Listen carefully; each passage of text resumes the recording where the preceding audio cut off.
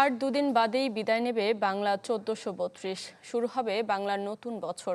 ঐতিহ্যবাহী বৈশাখী শোভাযাত্রা ঘিরে ঢাকা বিশ্ববিদ্যালয়ের চারুকলা প্রাঙ্গণে এখন তুমুল ব্যস্ততা। তৈরি হচ্ছে নানা রকম শিল্পকর্ম ও শেষ মুহূর্তের প্রস্তুতি নিয়ে বিস্তারিত জানাচ্ছেন মূর্ছনা ঐশী। ক্যামেরায় ছিলেন মারুফ জুন্নু।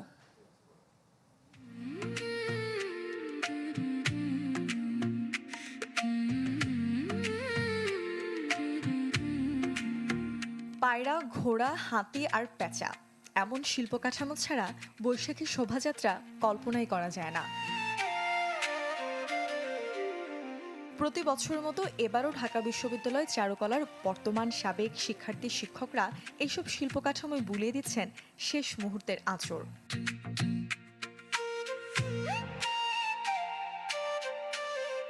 অন্যদিকে রংতুলি সুনিপুণ ছোঁয়ায় পটে ফুটিয়ে তোলা হচ্ছে বেহুলা লক্ষিন্দর, গাজীর পট আর বনবিবির গল্পগাথা।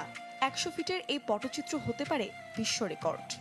শিশু কিশোরদের জন্য একটা সুন্দর একটা পৃথিবী যাতে আমরা উপহার দিতে পারি, সেই মেসেজ স্বরূপে হচ্ছে ১০০ ফিটের একটা বিশ্বের সবচেয়ে বড় পটচিত্র র্যালিতে যাবে। এটা আমাদের দেশের জন্য একটা বড় পাওয়া। এবারের বৈশাখী শোভাযাত্রার স্লোগান নববর্ষের ঐকতান, গণতন্ত্রের পুনরুদ্ধার।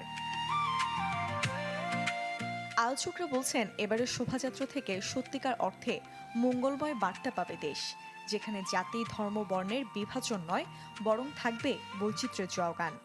আগামী সময়গুলো যেন অত্যন্ত সুখের হয়, আমাদের প্রত্যেকটা নাগরিকের, বাংলাদেশের সবার জন্য সুখ শান্তি সমৃদ্ধি আসে।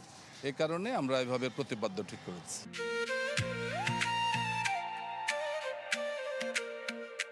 ঢাকা বিশ্ববিদ্যালয়ের বিভিন্ন ক্লাসরুমেও চলছে রঙিন মুখোশ ও মাটির সরা তৈরির ব্যস্ততা।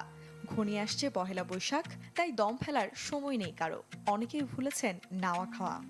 কাজের ব্যস্ততা অনেক, আমরা এখানে সারা দিন রাত ধরে কাজ করছি, যেহেতু সময় খুবই কম। যে মুখোশগুলো আছে এগুলোর কাজ বেশ অনেক দূর এগিয়ে গিয়েছে। ঢাকা বিশ্ববিদ্যালয় কর্তৃপক্ষ জানিয়েছে বাংলা নতুন বছরের প্রথম দিন চারুকলা অনুষদ থেকে শোভাযাত্রা শুরু হবে সকাল ৯টায়। রাজু ভাস্কর্য, দোয়েল চত্বর, বাংলা একাডেমি হয়ে আবারও চারুকলায় এসে শেষ হওয়ার কথা আছে শোভাযাত্রার।